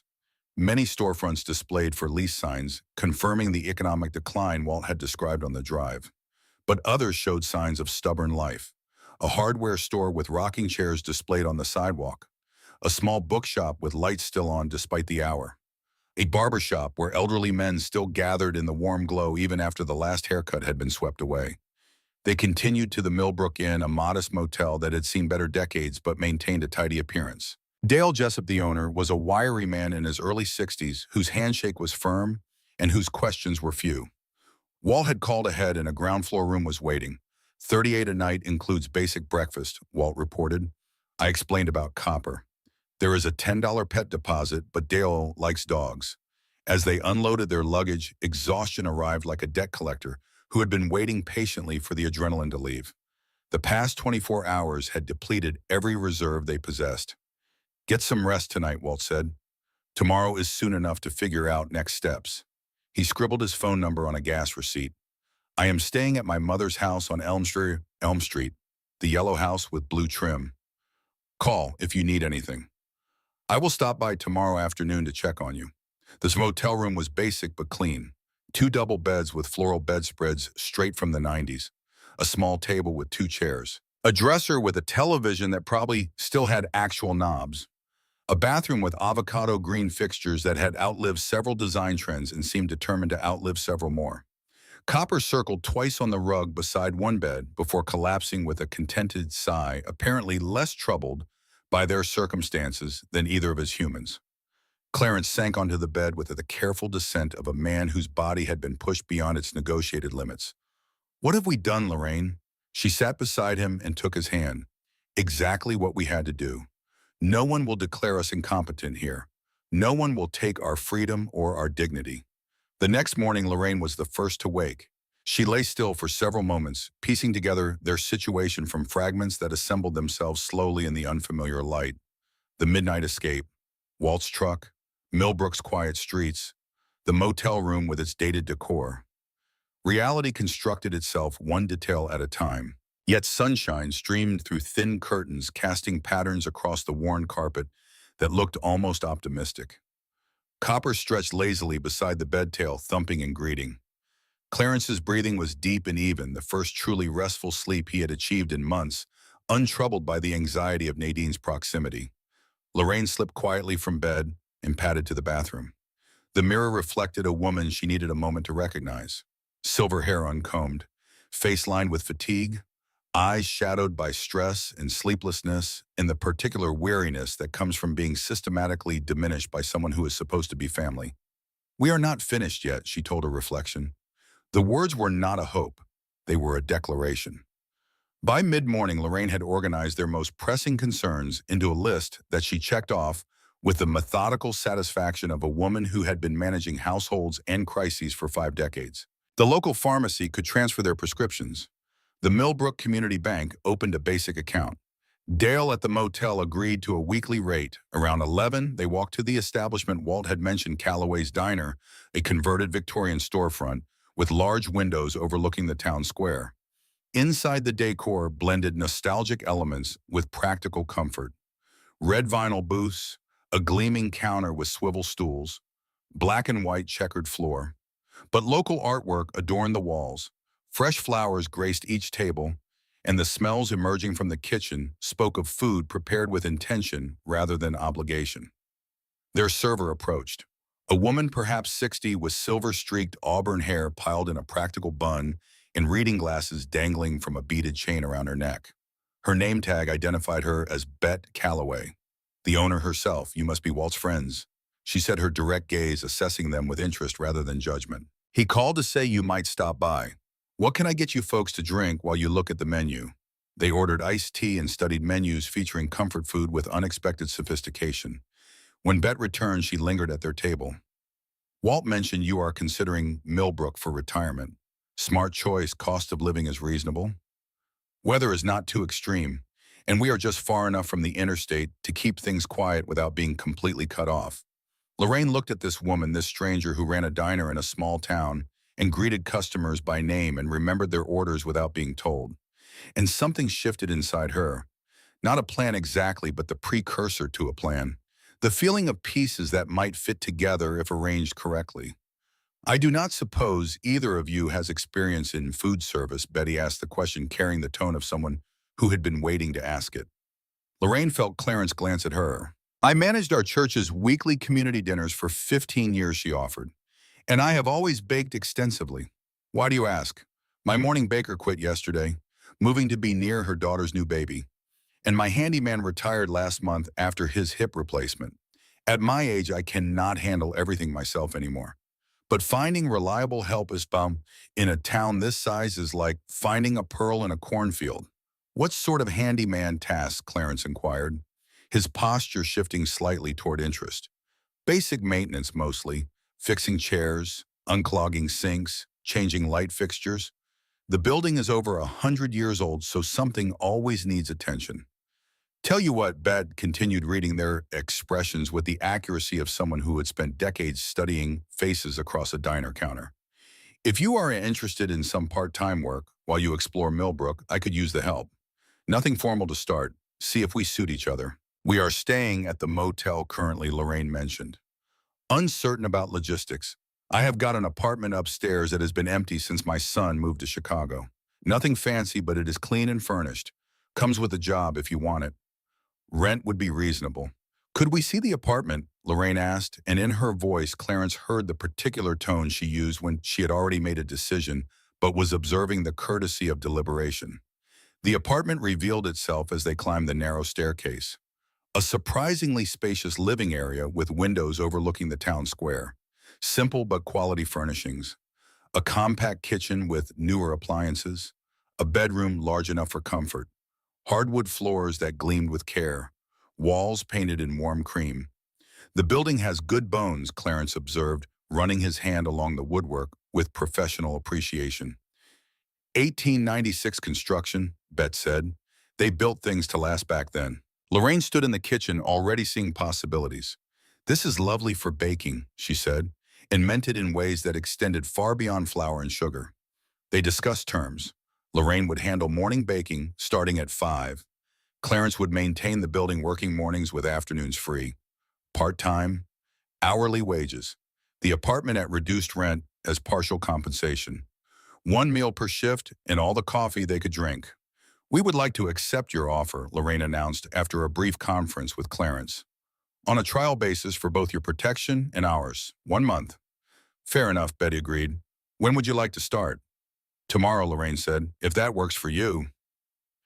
That evening, as they settled into the apartment above the diner, Lorraine stood at the window watching Millbrook's lights come on against the deepening twilight. Betty had stocked the refrigerator with basics and left a peach cobbler with a welcome note on the counter. Clarence slipped an arm around her waist. Not where we expected to be, he acknowledged.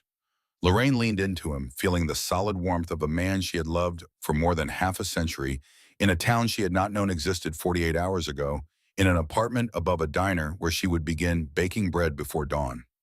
None of this was the plan. None of this was what they had imagined when they pictured their final years. But they were together. They were needed. They were free. A new chapter, she said. Let us see what tomorrow brings. Part 3, The Storm and the Homecoming. Their first weeks in Millbrook unfolded with unexpected grace, like a garden that blooms in soil you were certain was barren. After months of systematic diminishment in a house where their very breathing seemed to require permission, the simple act of being treated as capable adults felt like emerging from underwater into air. Lorraine rediscovered joy in the pre-dawn kitchen of Calloway's diner, her hands working dough in the darkness, while the town slept around her. She made breads that customers described with words usually reserved for more profound experiences. Sourdough with a crust that shattered at the touch and a crumb that held warmth like a small hearth. Cinnamon rolls glazed with maple and butter that people began driving from neighboring towns to purchase before they sold out by 9 in the morning.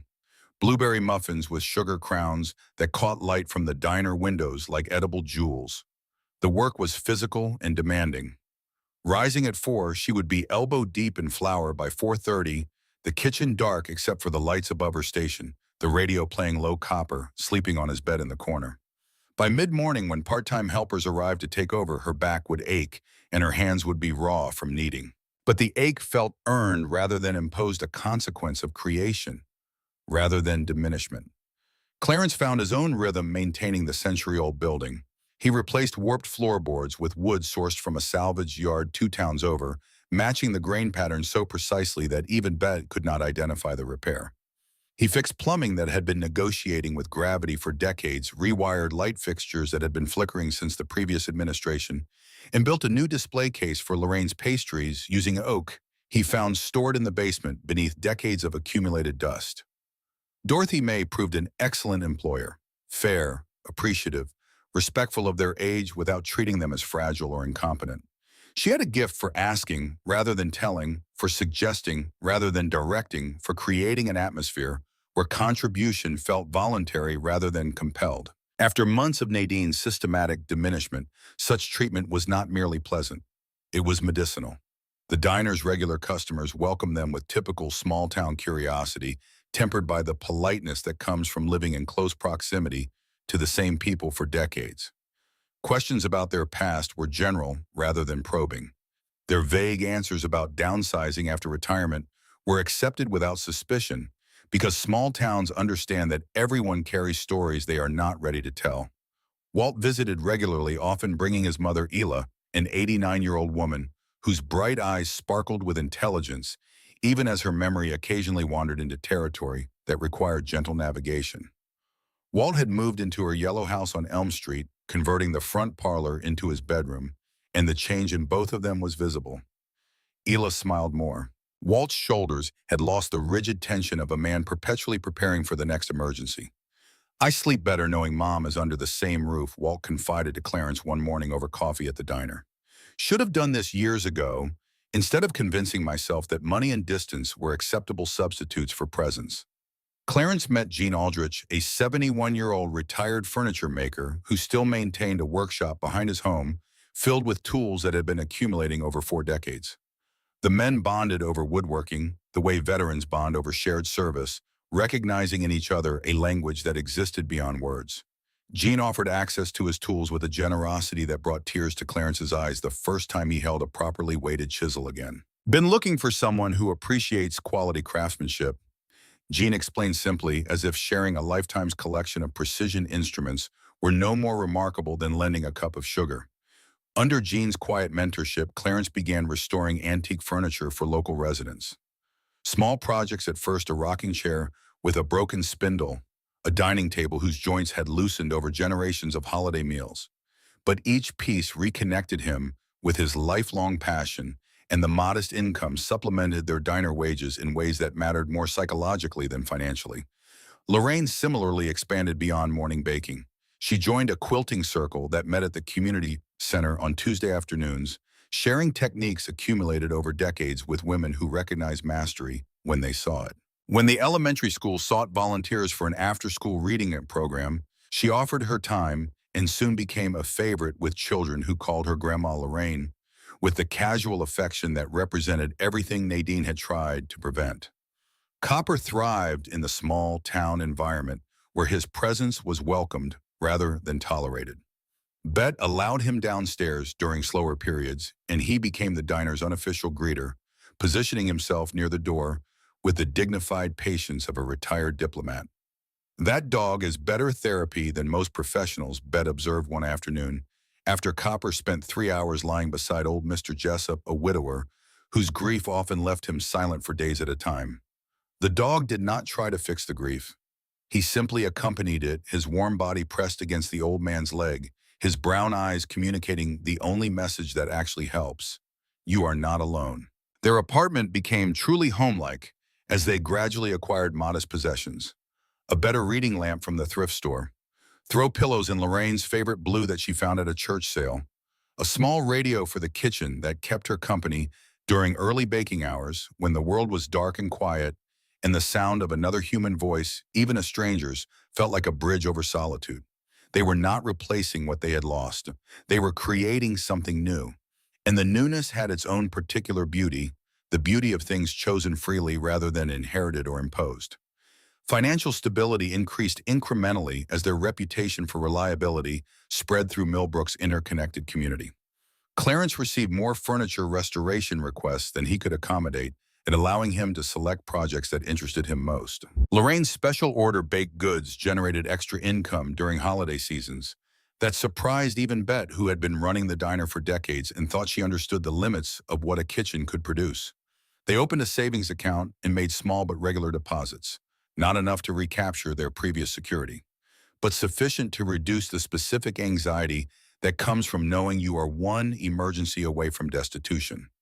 They established care with local physicians who listened to their medical histories with the attentiveness of doctors who had not yet been converted into assembly line workers by insurance company time pressures. Medications were adjusted. Clarence's mobility improved. Lorraine's arthritis became manageable rather than punishing. By the end of their first month, Bet approached them with an offer to make the arrangement permanent. "You have exceeded expectations," she announced, with the directness that characterized everything she did. Customers love Lorraine's baking. Clarence has fixed things I did not even know were broken. I would like you to stay. We would like that, Lorraine answered for both of them. Over the coming weeks, Beatty's own story emerged in fragments offered during quiet moments when the diner emptied and confidences could be exchanged without audience. A difficult marriage ended by her husband's sudden death. Adult children scattered to distant cities. The diner becoming both livelihood and purpose during lonely years when the alternative was surrender.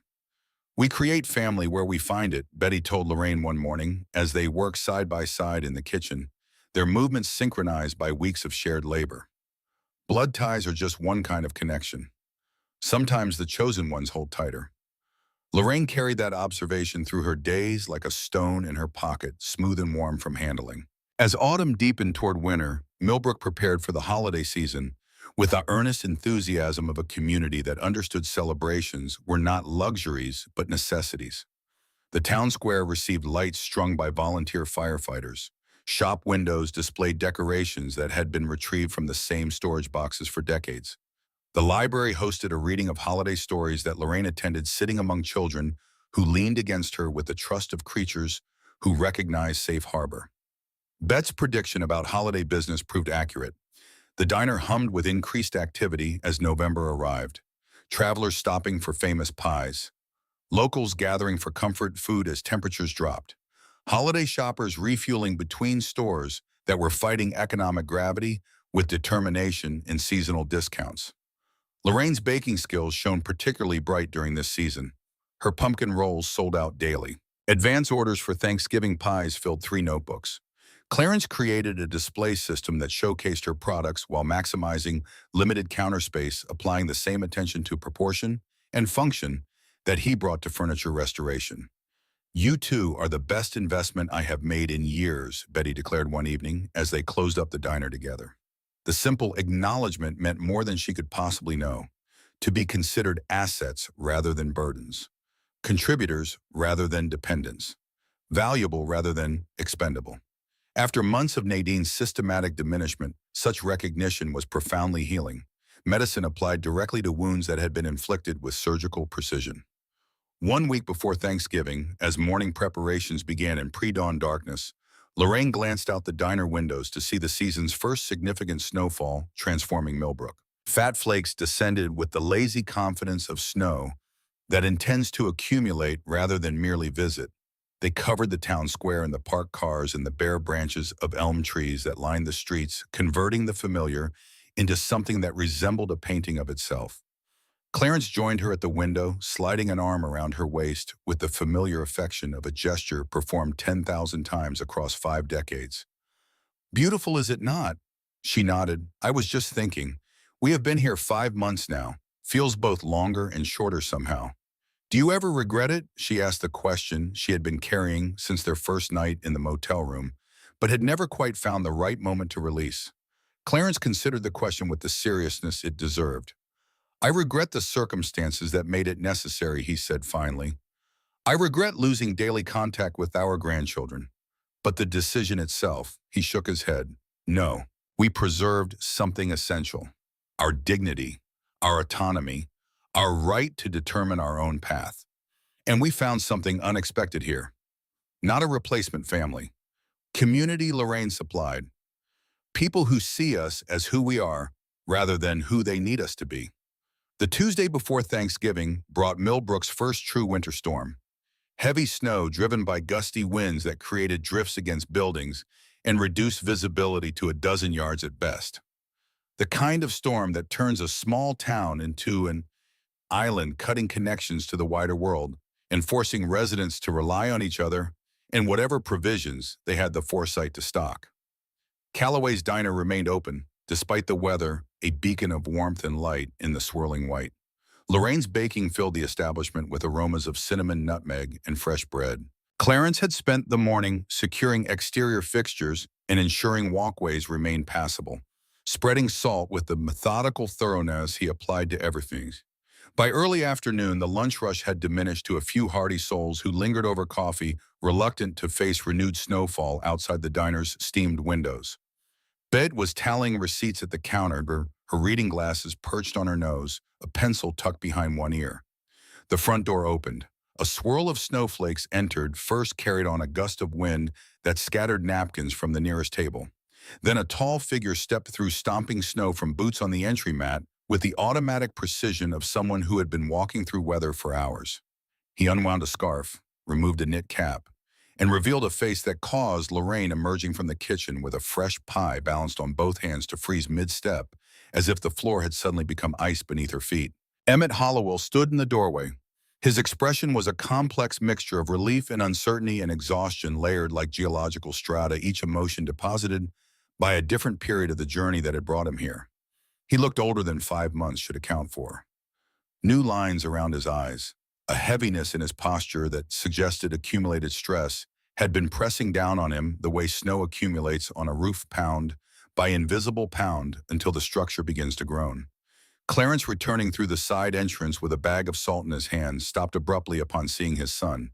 His fingers tightened on the door frame, knuckles whitening against the painted wood. For several heartbeats, no one moved. The diner's ambient sounds, coffee percolating on the back burner radio, playing softly through speakers mounted near the ceiling, wind and rattling the windows in their century-old frames, seemed to recede as 3 generations of Hollowells regarded each other across distances that could not be measured in feet or miles.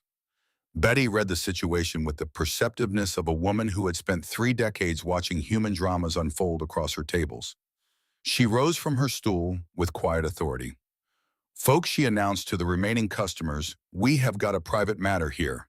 How about I cash you out with a 20% weather discount for your trouble?"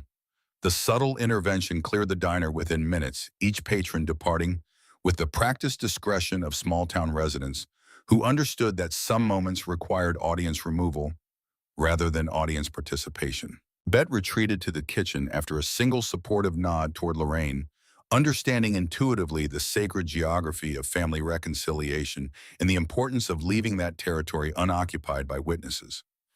Emmett removed his coat with slow, deliberate movements, as if concerned that sudden gestures might trigger flight in the 2 people watching him from across the room. Snow melted on his shoulders, darkening the fabric of his sweater. His hands, Lorraine noticed, were trembling. "Hello, Mom. Dad." His voice carried both relief and apprehension in equal measure, the tone of a man who had prepared for this moment but found his preparations inadequate for its reality. Clarence found his voice first, and it emerged steadier than either of them expected. "How did you find us?" "Private investigator initially, then veteran networks. Someone remembered Walt helping an elderly couple with a golden retriever. The trail led here." Lorraine remained still. The pie was still balanced in her hands like an offering with no recipient. 1,000 questions crowded her mind, but one dominated all others, rising above the noise of lesser concerns like a church spire above rooftops. She had to know. Had Nadine sent him? Was this rescue or recapture? As if reading the question in her stillness, Emmett added, "I am alone. Nadine does not know I am here." The statement released some tension from Clarence's posture, though his hand remained tight on the doorframe. "Why are you here, then? Could we sit? It has been a very long drive." Lorraine moved at last, setting the pie on a nearby table and gesturing toward a booth away from the windows where passing eyes might observe. Some deeply ingrained maternal instinct, the same instinct that had once risen at 2 in the morning to comfort a sick child, and had never fully receded despite decades, had her reaching for the coffee pot as they settled across from each other. The familiar action of pouring coffee provided momentary refuge from emotional turbulence, something to do with hands that wanted to tremble. "You are looking well." Emmett finally offered the observation genuine despite its inadequacy. "Both of you healthy. This place seems to suit you somehow." "We are well." Clarence confirmed the 2 words containing everything he chose not to elaborate.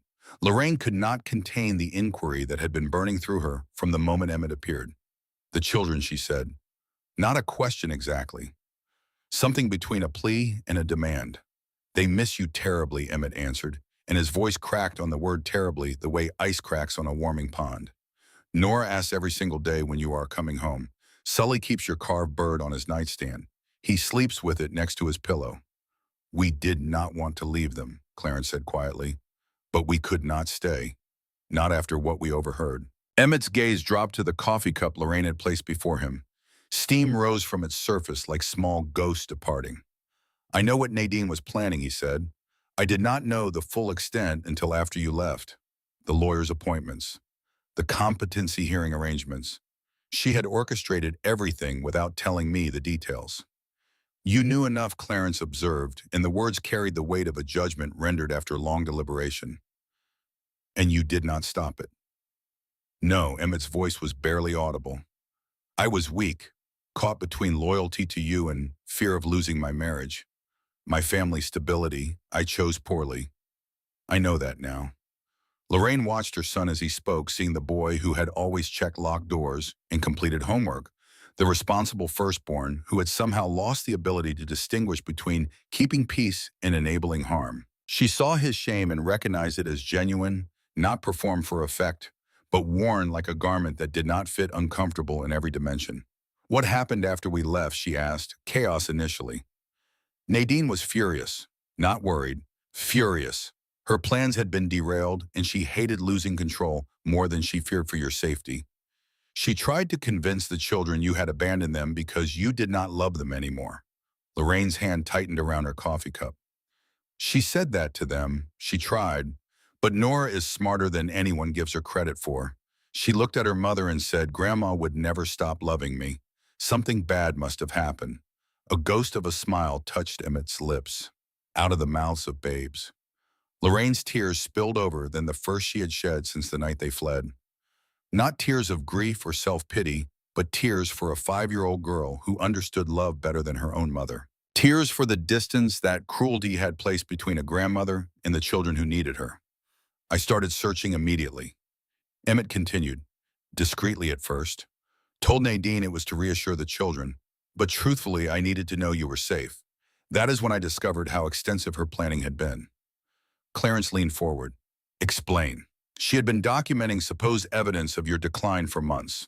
Notes about Mom's memory lapses, your depression, medication confusion. She had consulted an elder law attorney specializing in guardianship proceedings, had appointments scheduled with Dr. Martinez to provide medical support for competency challenges. Everything organized in a folder she kept in the filing cabinet behind the holiday decorations. As if declaring your parents incompetent were just another seasonal task. The financial aspect Lorraine pressed, needing to hear it, confirmed by someone other than her own suspicions. Was that real too? She had already researched how to redirect your Social Security and pension and insurance proceeds into accounts she would control as guardian. Every dollar you had left would have flowed through her hands. When I confronted her after finding the folder, she did not even deny it. Said it was practical financial management, since you had clearly demonstrated poor judgment by giving everything to us.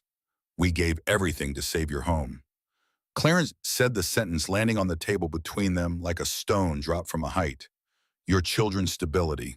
I know, Emmett acknowledged. I know that now, with absolute clarity. And the shame of how that sacrifice was repaid will follow me for the rest of my life. He paused, collecting himself the way a man collects broken pieces after dropping something precious. That is why I'm here. Not to bring you back. I can see you have built something meaningful here. But to apologize. To explain. To try to rebuild whatever connection might still be possible. What about Nadine? Clarence asked. We are separated. It has been 2 months. The revelation startled both Lorraine and Clarence with its abruptness. Because of us, Lorraine asked. You were the catalyst, not the cause. Once I started questioning her actions toward you, other patterns became clear. Financial manipulations I had overlooked, emotional control tactics I had normalized, how she had systematically isolated me from friends who disagreed with her. Your departure forced me to truly see what my marriage had become. Not partnership, but management. Not love, but leverage. He sipped his coffee before continuing, the pause filled with the weight of accumulated discoveries. The final straw came when I found something I was never supposed to find. Emmett looked at his mother directly, his eyes carrying an expression Lorraine had never seen from her responsible firstborn. An expression of horror and sorrow so intertwined they had become a single emotion. Nadine had been intercepting Colleen's letters and emails for years, he said. The words entered the room like a third presence, occupying space and displacing air. Lorraine felt Clarence's hand find hers beneath the table. Our daughter Lorraine said the 2 words, barely a whisper. Colleen has been trying to reach us. She has been desperate to reconnect. Letters, emails, phone calls, all intercepted, all blocked. Nadine monitored the mail, controlled the email passwords, screened in phone calls. She told Colleen that you did not want contact, that her negative influence would disrupt family harmony. She told you that Colleen had stopped caring. She played both sides against the middle until the distance between you seemed natural rather than manufactured. Lorraine sat very still. The diner around her, the snow falling outside, the coffee cooling in her cup, all of it receded until there was only this revelation in its implications. For years, she had mourned her daughter's apparent indifference. For years, she had lain awake wondering what she had done wrong. What failure of mothering had produced a child who could move to the other side of the world and simply stop caring. She had questioned herself, blamed herself, grieved a living daughter as if distance were a form of death. And all along, Colleen had been reaching out, writing letters that were never delivered, sending emails that were intercepted and deleted, making phone calls that rang through to voicemail boxes controlled by a woman who had decided that family connections were threats to be managed rather than bonds to be maintained. I have been angry at my daughter for years, Lorraine said, her voice carrying the particular devastation of someone who realizes that the betrayal goes deeper and wider than they had imagined. I thought she did not care. I mourned her indifference every night, and the whole time she was trying to reach us and could not. Clarence inhaled sharply beside her, his grip on her hand tightening. I have updated Colleen about finding you, Emmett added. I hope that is all right. She is trying to arrange a visit from Australia. Her husband's work contract ends next year, and they are considering returning to the States permanently. The possibility of seeing their daughter after so long brought fresh emotion to Lorraine's eyes. Small pieces of their fractured family potentially reassembling. Not in the old configuration which had been corrupted beyond restoration, but in something new, something that might actually be stronger for having been broken and honestly repaired. And the children, she asked, her voice steadying as the practical Lorraine reasserted herself over the wounded one. With your separation. We have shared custody, Emmett explained. They are with me this week, actually, staying with a neighbor in town while I came to find you. I did not want to bring them until I knew how you would receive me. Silence settled again, but its quality had shifted. Less tension, more contemplation. Like the silence after a storm passes when the air is clean and you can see further than before. Outside, snowfall had begun, lightning, weak sunshine, occasionally breaking through thinning clouds and casting brief illuminations across the white landscape.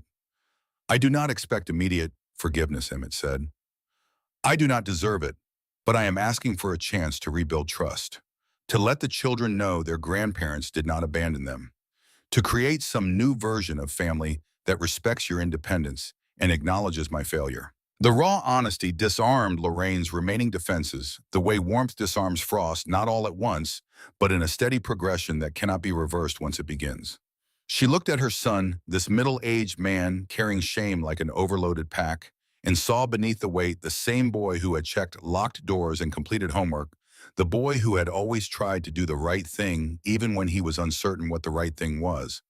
Clarence reached across the table and briefly covered his son's hand with his own, the first physical contact between them since the night they had crept past his bedroom door carrying suitcases toward an uncertain future.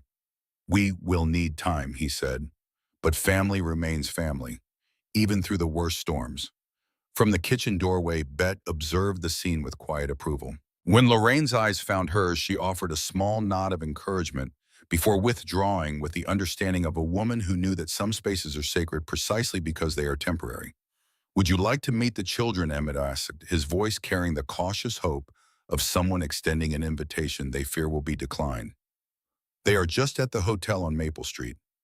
I could bring them here. Bring them here, Lorraine decided, the words carrying maternal authority that had not diminished with age or circumstance.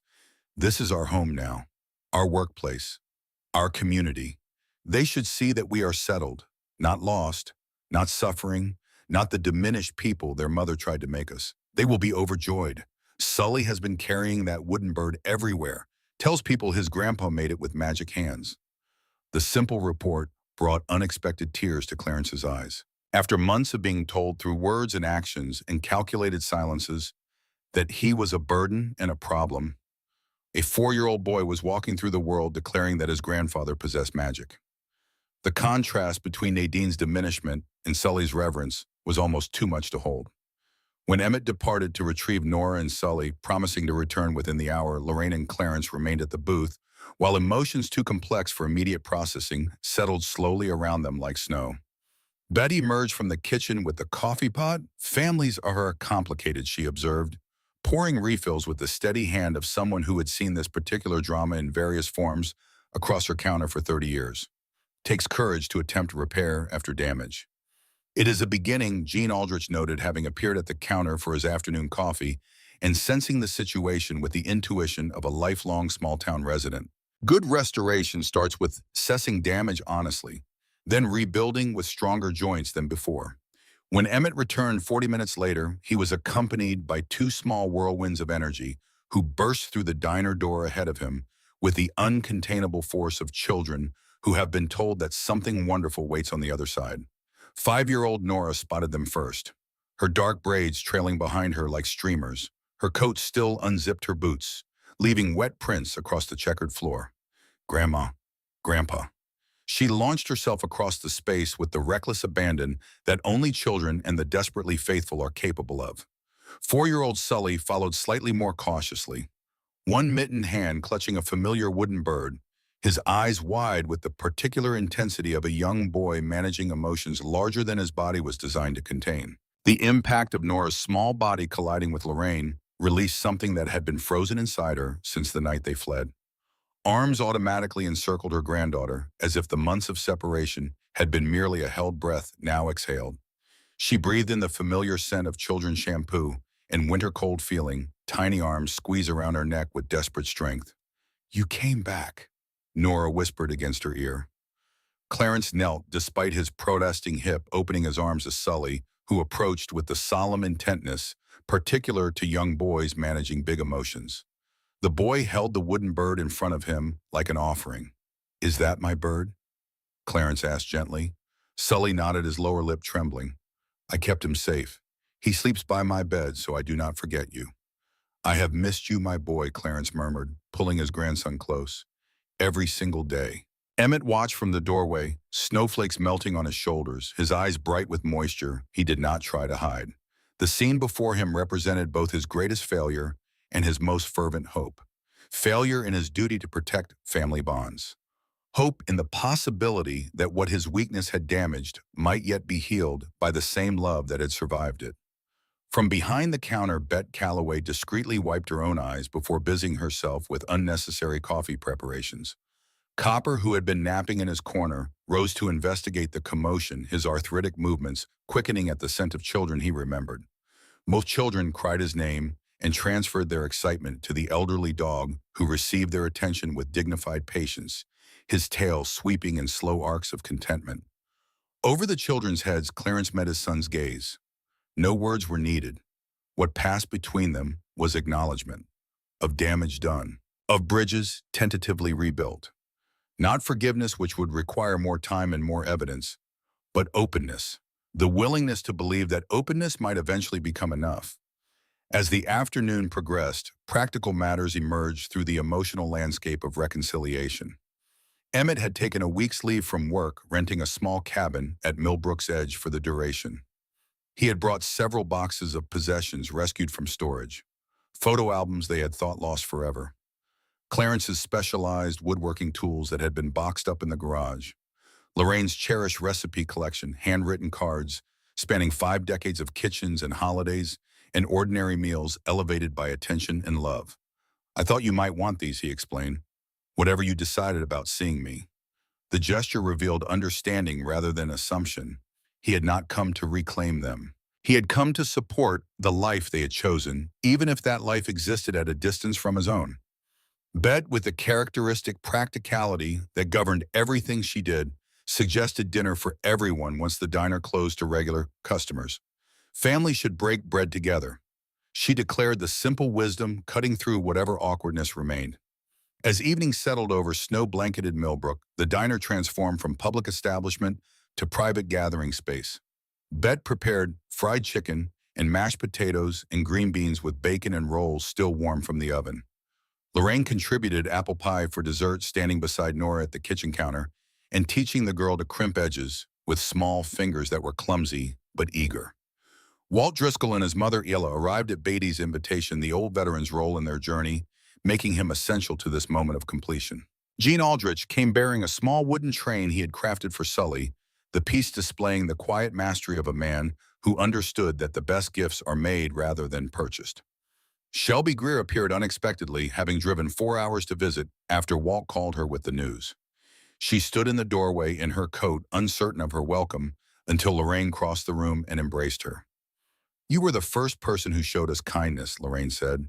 "That matters more than you know."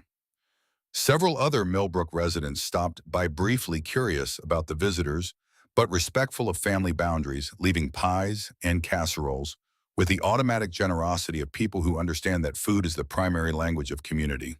As dinner concluded and the children grew drowsy from excitement and travel, and the particular warmth that comes from being surrounded by people who love them, Emmett broached the question that had been hovering beneath the evening's warmth. "I know you have built lives here," he began. "I am not asking you to abandon that. But is there room for us in your new world? Regular visits, perhaps? Maybe I could look at property nearby for weekend trips."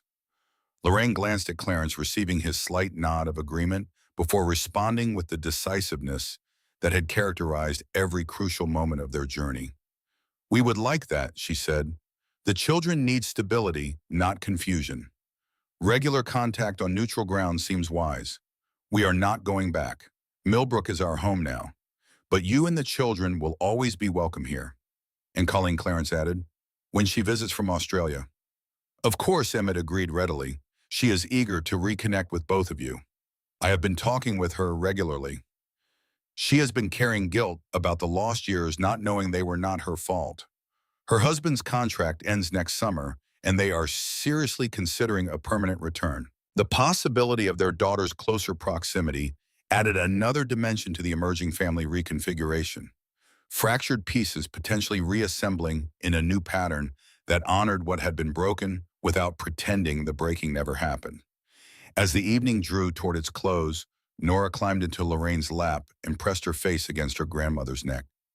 "You will not disappear again?" She asked, the question carrying the weight of months of uncertainty and the particular vulnerability of a child who has learned that the people she loves can vanish overnight. "No, sweetheart." Lorraine answered, her arms tightening around the small body. "Grandpa and I live here now in the apartment upstairs. But you can visit us, and we will always answer when you call." Promise. Sully joined his sister's petition from Clarence's lap, the wooden bird still clutched in his hand. "We promise, and Hollowells keep their promises." The exchange was a covenant, not just with the children, but with Emmett, who watched with eyes that had seen too clearly the cost of breaking promises and the difficulty of rebuilding trust in a world where trust once shattered can only be reassembled rather than restored. After final embraces and assurances of tomorrow's reunion, Emmett departed with the children through the snowy night toward their rental cabin. As their figures grew smaller through the diner's frosted windows, Lorraine watched until they disappeared, her hand pressed against the cold glass. "Well," Walt observed from his seat at the counter, breaking the silence with characteristic dryness, "when you Hollowells do family drama, you certainly do not hold back."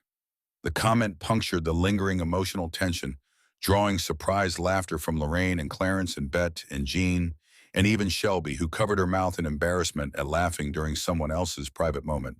Bet swatted Walt's arm with a dish towel, but her eyes twinkled with agreement. "It is a beginning." Jean noted the carpenter's perspective evident even in emotional assessment. Good restoration starts with honest assessment of damage, then rebuilding with joints stronger than the originals. As their friends departed into the snowy evening, calling goodbyes and promising to return for Thanksgiving dinner, Lorraine and Clarence climbed the narrow staircase to their apartment. Copper followed slowly, his elderly joints stiffened by the excitement of a day that had asked more of his aging body than usual. In their small living room, Clarence sank into his chair while Lorraine made tea, the familiar ritual providing comfort amid emotional turbulence. The kettle whistled, cups were filled, honey was stirred. These small ceremonies of daily life, performed in the same sequence for decades, were the mortar that held everything together when the larger structures trembled. "I never expected this resolution," Clarence admitted, accepting his cup with both hands, feeling its warmth spread through fingers still cold from the day's outdoor work. I thought we would either remain entirely separate from Emmett or eventually be forced to return on Nadine's terms. Lorraine settled into her own chair, Copper positioning himself between them with the diplomatic precision of a creature who loved both parties equally. Life rarely offers the endings we anticipate, she said. Is it an ending, though? Clarence mused, staring into his tea as if the amber liquid might contain answers. I keep thinking about what Opal told us months ago at that diner on the highway. Lorraine nodded. Sometimes you have to lose everything to find out what you are really worth. We lost much, he acknowledged, the words carrying the weight of everything surrendered. The house, the garden, the quilting room, the workshop, daily access to our grandchildren, years of trust in our son.